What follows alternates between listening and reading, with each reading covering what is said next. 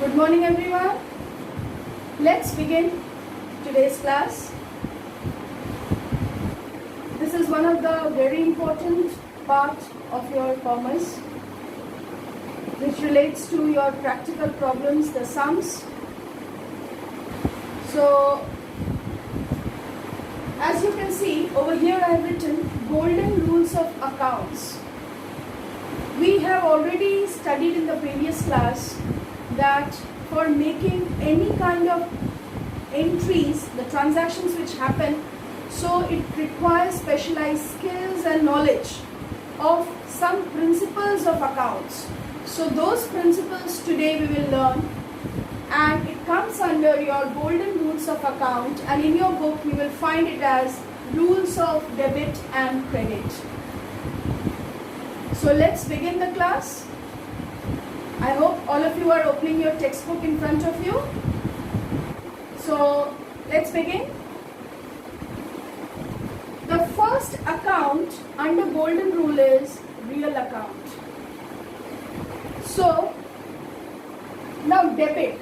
The word is very new to you all. What is debit and what is credit?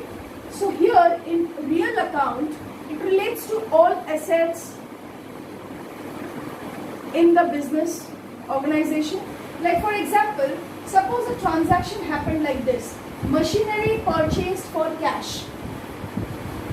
So when we are purchasing a machinery, so here machinery is coming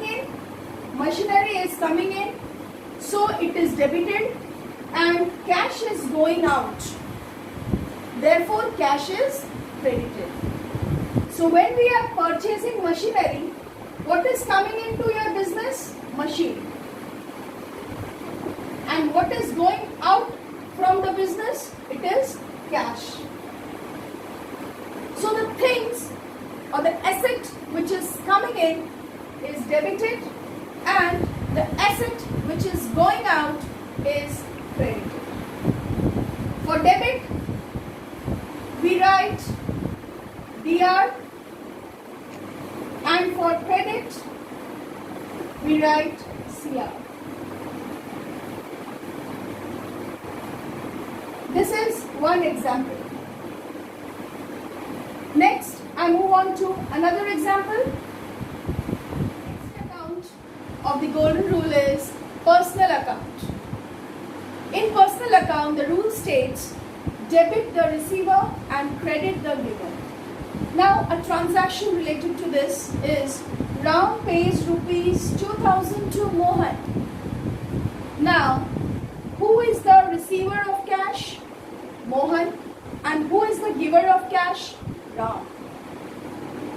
So here Mohan's account will be debited, as it is debit the receiver, and since Ram is the giver of the cash, therefore Ram's account will be credited.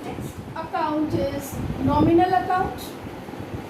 Now under the nominal account, the rule states debit all expenses and losses, whereas credit all incomes and gains. So debit all expenses and losses can be written like this, and credit all incomes and gains can be written like this, upward arrow. It signifies the loss, it signifies gain. Now, an example related to it, salary paid rupees 1000. So, salary paid to whom? To an employee,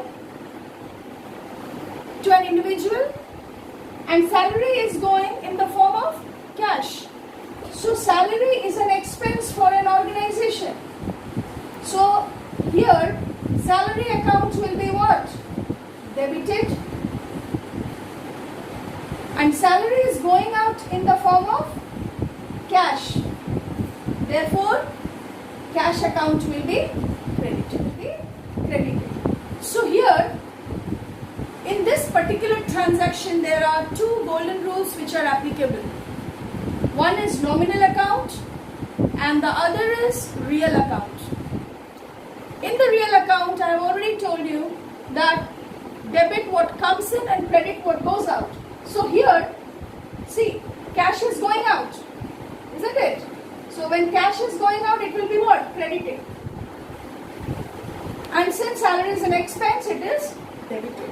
Next example related to nominal account is commission received rupees 500. This is one transaction again.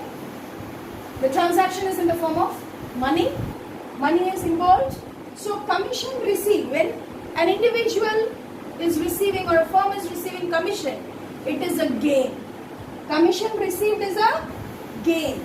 So, and commission is received in the form of what? Cash. So what is coming into your business? Cash. Cash account. So debit, what comes in?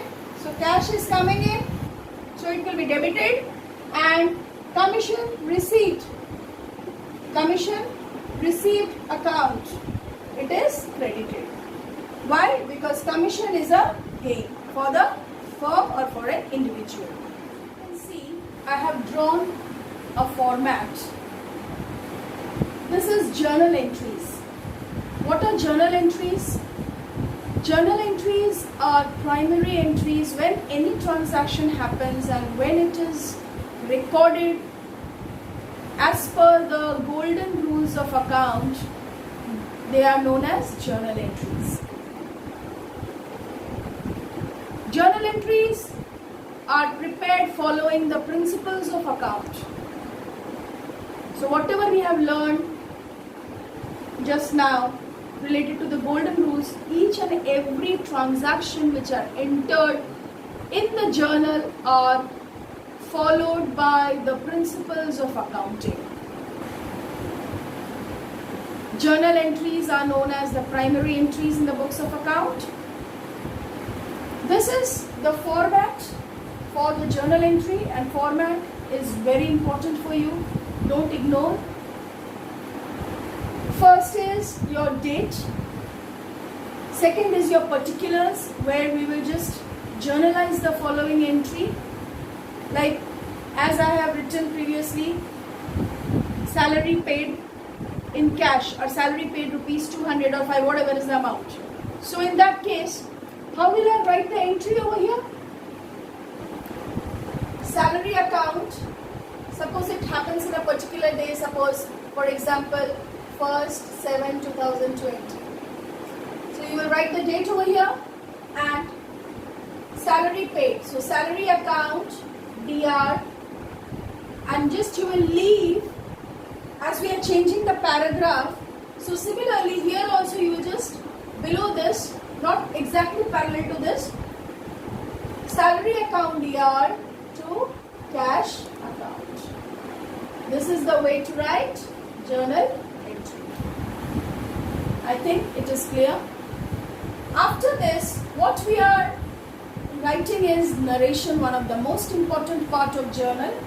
Here, when you are writing the narration, you will begin the narration with being. Very important thing. Being and the transaction. Salary paid in cash. And the bracket is closed. So here you will be writing the amount. Suppose salary paid is 500, and parallel to it, like where it is ending, salary account DR, see, I'm going straight, okay, and you will also follow the same thing. 500 will be debited and 500 will be credited. This is the way we are journalizing the entry in a journal. This is the correct way, correct pattern, and narration is must. Each and every journal entry is followed by a narration. Next, you take any other transaction, suppose 2nd July, machinery purchased for cash or furniture purchased for cash. So, what will be debited? Furniture account is debited to cash account.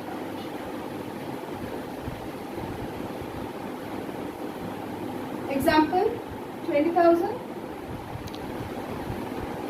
Similarly, 20,000 will be credited. And here again you will write being furniture purchased for cash. That means narration is nothing but the detail of the transaction that you are mentioning again. So, seeing the narration, the transaction will be clear to the person who is seeing your journal. I think I am very clear. So, thank you for today. Have a marvelous day.